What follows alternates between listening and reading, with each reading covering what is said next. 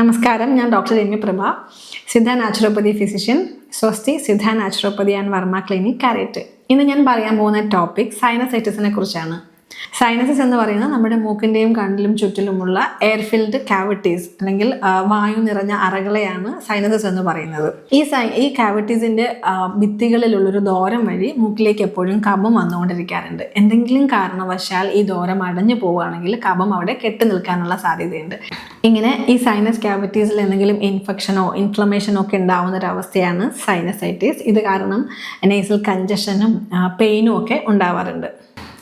സൈനസൈറ്റിസിൻ്റെ പ്രധാന കാരണങ്ങൾ കുറേ ദിവസം നീണ്ടു നിൽക്കുന്ന ജലദോഷം, മൂക്കടപ്പ്, അതുപോലെ നേസൽ പോളിപ്പ്, മൂക്കിൻ്റെ പാലത്തിലുള്ള വളവ്, കോൺസ്റ്റിപ്പേഷൻ, നമ്മുടെ തെറ്റായിട്ടുള്ള ലൈഫ് സ്റ്റൈല്, പൊല്യൂഷൻ, സ്മോക്കിംഗ്, ഇതെല്ലാം സൈനസൈറ്റിസിന് കാരണമാകാറുണ്ട്.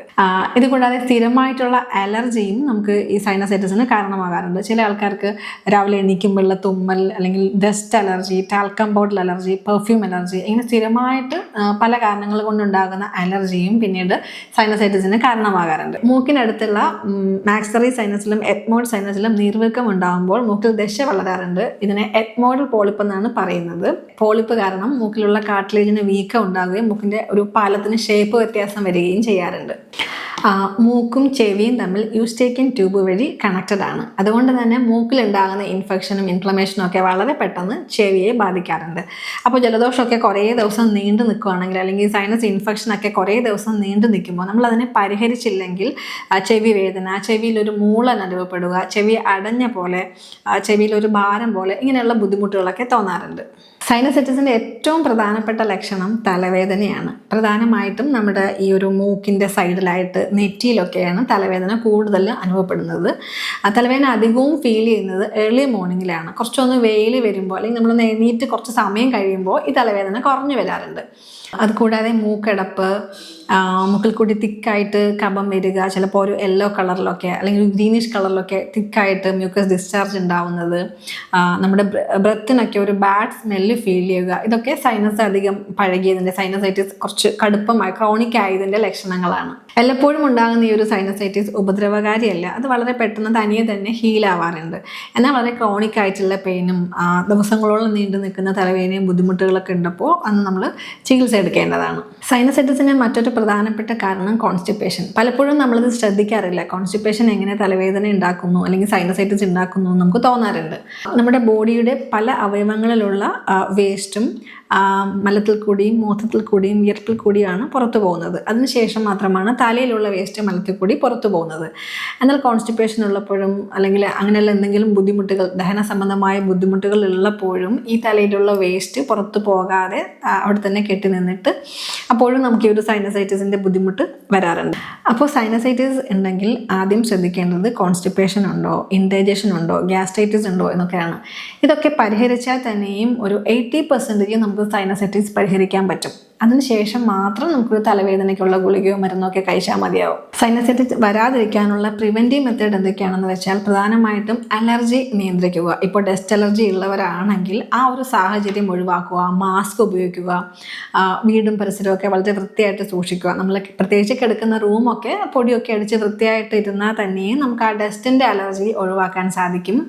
അതുപോലുള്ള പുക, അങ്ങനെയുള്ള സാഹചര്യങ്ങളൊക്കെ ഒഴിവാക്കുക, കോൺസ്റ്റിപ്പേഷൻ ഒഴിവാക്കുക, സ്മോക്കിംഗ് ഒഴിവാക്കുക.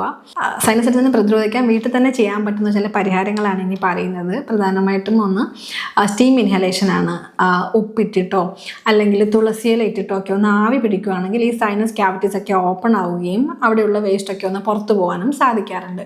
പിന്നെ നല്ല നേസൽ ബ്ലോക്ക് ഒക്കെ ഉണ്ടെങ്കിൽ സലൈൻ നേസൽ ഡ്രോപ്പ് ഉപയോഗിക്കാം. അല്ലെങ്കിൽ സാധാരണ നമ്മുടെ ഉപ്പ് വെള്ളം 2 മൂക്കിലും ഒഴിക്കുകയാണെങ്കിൽ നമുക്ക് ആ മൂക്ക് ഓപ്പൺ ചെയ്യാനായിട്ട് സാധിക്കും. പിന്നെ ബ്രീത്തിങ് എക്സസൈസ്. ഇപ്പം നല്ല ബ്ലോക്കുള്ള ഒരാൾക്ക് ബ്രീത്തിങ് എക്സസൈസ് ചെയ്യാൻ പറ്റില്ല. ഇനിഷ്യലി ആ ബ്ലോക്കൊക്കെ കറക്റ്റ് ചെയ്തതിന് ശേഷം ബ്രീത്തിങ് എക്സസൈസ് റെഗുലറായിട്ട് ചെയ്യുവാണെങ്കിൽ ഈ സൈനസ് ക്യാവിറ്റീസ് ഒക്കെ ഓപ്പൺ ആയിട്ടിരിക്കാനായിട്ട് സാധിക്കും.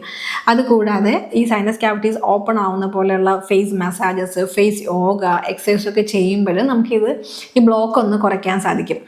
പിന്നെ ട്രീറ്റ്മെൻറ്റിൻ്റെ ഭാഗം പറയുകയാണെങ്കിൽ അണുതൈലം, കൈതോന്നി ഇതൊക്കെ വെച്ചിട്ട് നസ്യം ചെയ്യുന്നത് നല്ലതാണ്. ആ ഒരു കഫം പുറത്തു പോകാനും സൈനസ് ക്യാവിറ്റീസ് ഓപ്പൺ ആവാനും സാധിക്കും. വീട്ടിൽ വെച്ച് ചെയ്യുമ്പോൾ നമ്മൾ കെയർഫുള്ളായിട്ട് ചെയ്യണം. അല്ലെങ്കിൽ ഒരു ഡോക്ടറുടെ നിർദ്ദേശപ്രകാരം മാത്രം അതിൻ്റെ എത്ര ഡ്രോപ്സ് ഉപയോഗിക്കാം, എത്ര അനുപാതത്തിൽ ചെയ്യണം, എത്ര ഡേയ്സ് ചെയ്യണം എന്നൊക്കെ ഒരു ഡോക്ടറുടെ നിർദ്ദേശപ്രകാരം മാത്രം ഇങ്ങനെയുള്ള നസ്യമൊക്കെ ചെയ്യണം. പിന്നെ നമ്മൾ ശ്രദ്ധിക്കാതെ പോകുന്ന കുറച്ച് കാര്യങ്ങളാണ് ലേറ്റായിട്ട് കുളിക്കുക, പ്രത്യേകിച്ച് തണുത്ത വെള്ളത്തിൽ.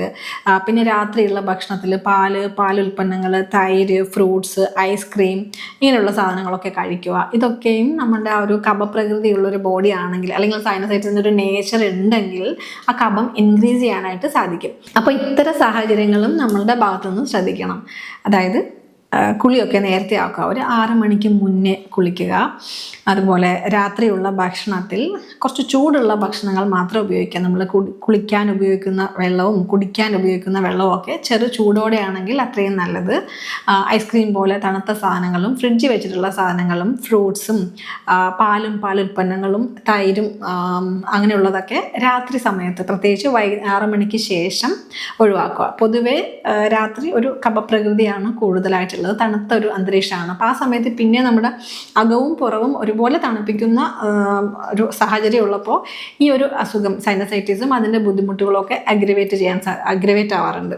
സിദ്ധ ട്രീറ്റ്മെൻറ്റിൽ ഞങ്ങൾ എക്സ്റ്റേണലായിട്ട് കൊടുക്കുന്നത് നീർക്കോവ എന്നൊരു ടാബ്ലറ്റ് ഉണ്ട്. ഇത് ഇഞ്ചി നീരിൽ ചേർത്ത് നെറ്റിയിൽ അപ്ലൈ ചെയ്യുകയാണെങ്കിൽ താൽക്കാലികമായിട്ട് നമുക്ക് ആ വേദന കുറയ്ക്കാനും ആ ഒരു കഫത്തിൻ്റെ കട്ടി ഒന്ന് കുറയ്ക്കാനും ആ ബ്ലോക്ക് കുറയ്ക്കാനും സാധിക്കാറുണ്ട്. അപ്പോൾ എല്ലാവരും മാക്സിമം സൈനസൈറ്റിസ് വരാതെ നോക്കുക. നമ്മുടെ ഹെൽത്തി ആയിട്ടുള്ളൊരു ലൈഫ് സ്റ്റൈൽ വഴി, നമ്മുടെ ചിട്ടയായിട്ടുള്ള ആഹാരക്രമം വഴി, നമ്മുടെ കുളിയും അങ്ങനെയുള്ള കാര്യങ്ങളൊക്കെ കറക്റ്റ് ടൈമിങ്ങിലാണെങ്കിൽ തന്നെ നമുക്ക് സൈനസൈറ്റിസ് വരാതെ പ്രതിരോധിക്കാൻ പറ്റും. ഇനി ഒരു പക്ഷേ നമുക്ക് സൈനസൈറ്റിസ് വന്നു പോയാൽ നമ്മുടെ ചിട്ടയായിട്ടുള്ളൊരു രീതി കൊണ്ട് നമുക്ക് വീട്ടിൽ തന്നെ ചെയ്യാൻ പറ്റുന്ന ഇങ്ങനെയുള്ള മാർഗ്ഗങ്ങൾ കൊണ്ട് അതിനെ പരിഹരിക്കാൻ വേണ്ടി ശ്രമിക്കുക. ഇതിലൊന്നും നിൽക്കുന്നില്ല എന്നുണ്ടെങ്കിൽ, നന്നായിട്ട് വേദന ഒരുപാട് ദിവസം നീണ്ടു നിൽക്കുന്നുണ്ടെങ്കിലും, മൂക്കിൽ നിന്ന് ഡിസ്ചാർജ് വരികയാണെങ്കിലും, ഈ ഒരു ബുദ്ധിമുട്ടുകളൊക്കെ ദിവസങ്ങളോളം നീണ്ടു നിൽക്കുകയാണെങ്കിൽ നമ്മൾ സ്വയം ചികിത്സിക്കാതെ ഒരു വിദഗ്ധ ഡോക്ടറെ കണ്ട് അതിനുള്ള ചികിത്സ എടുക്കണം.